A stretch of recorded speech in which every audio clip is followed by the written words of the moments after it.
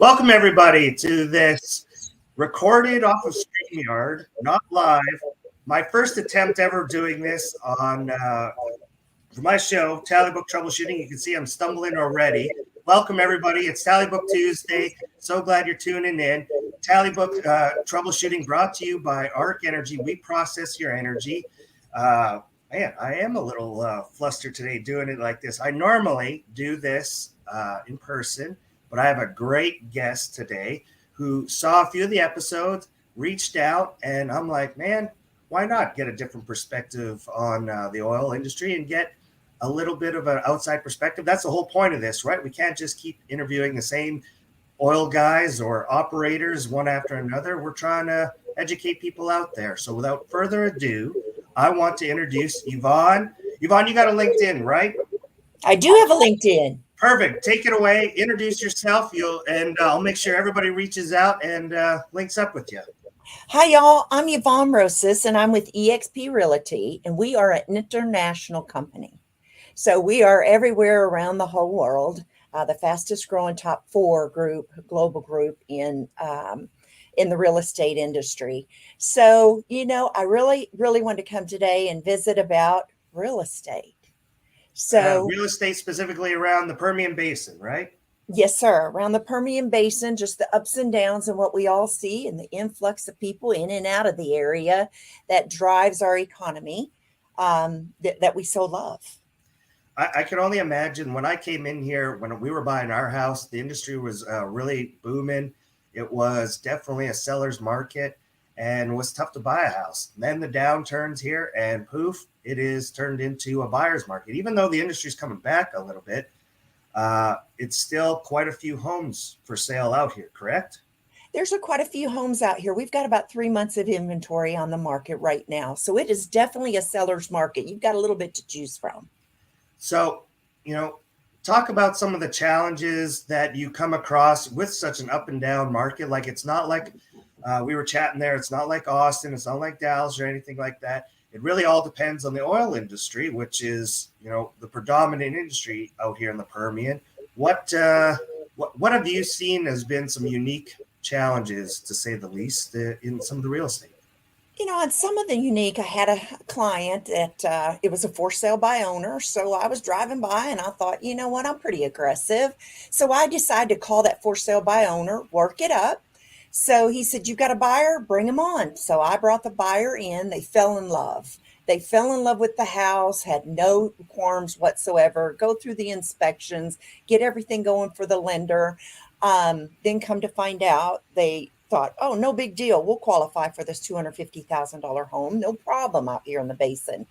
And he is actually air conditioning business, so he understands. So when we started going through the process, Keith, what happened is find out she owns an RV park.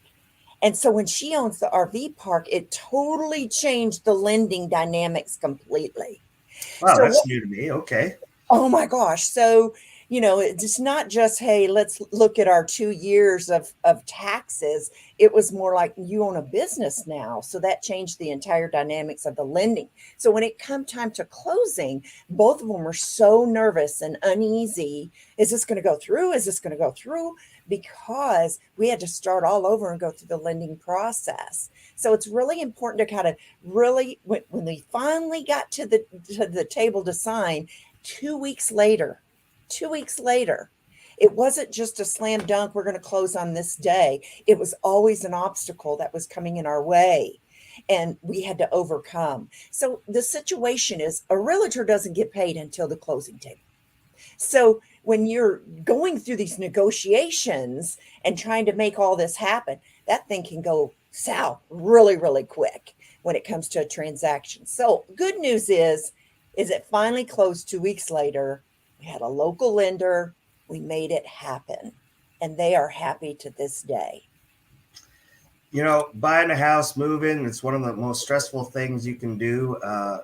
I remember still coming here to Odessa. We made several attempts to make offers on houses. And it was, somebody wanted more or less, and it just didn't work out to the point where my wife had to go back to work.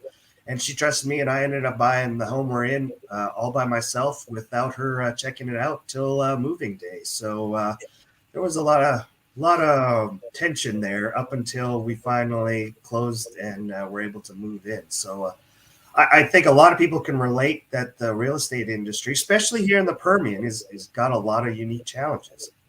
There's a lot of, I say a lot of people. I've only twice I've done it, unsight unseen, like yourself, Keith, like your wife didn't see it, that you work with one or the other. And that's kind of like a no way.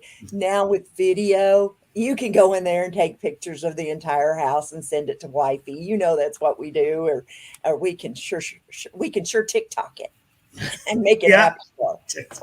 Anyway. So, I gotta ask.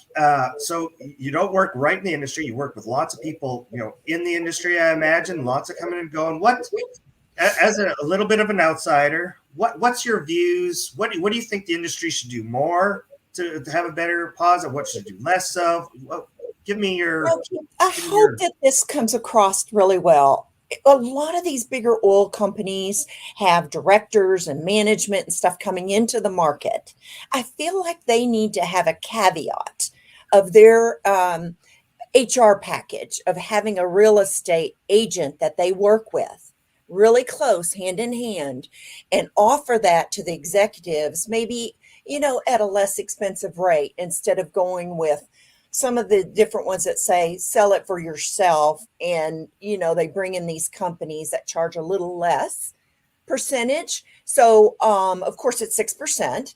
So allowing and working with a company to have that for the saving monies on the bottom line, if the company doesn't already have housing for their the big oil companies don't have housing for their management. Do you feel that's the most efficient way for getting people in and out of places like the Permian Basin that have so many ups and downs, for companies to have their own housing?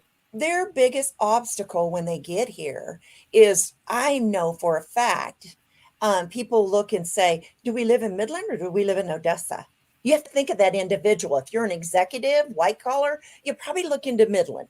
If you are a blue collar, you're probably going to live into Odessa. But why do you think that is? Because, when I pull into, Odessa on 191, there's some great big massive homes north of 191. Like we're talking, 40,000 square foot homes, right? Across from Pork and Pig, some very nice real estate. Why do you feel, because I personally, I live in Odessa. So why do you feel that there's, an executive Midland or then blue collar? Because my neighborhood here, lots of great owners of some companies around me. Where do you think that stigma came from?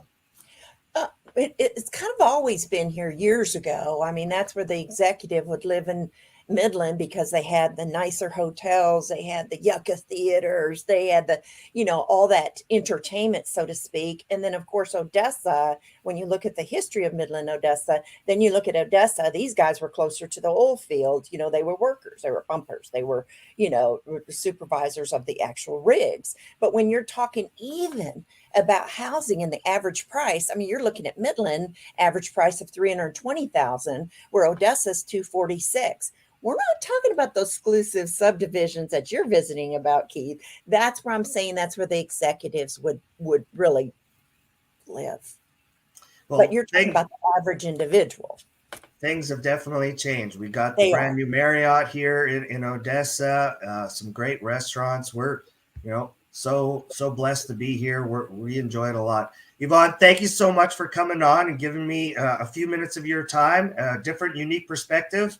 Good. Hopefully, it's different from the average wireline guy or operator out there. So thank you very much. Appreciate it. Yeah. So here's what I say. I'm in the business of having conversations about real estate. So any conversations, bring them on. Sounds wonderful. And everybody, thanks for checking it out. And until next week, that's how you troubleshoot. Awesome.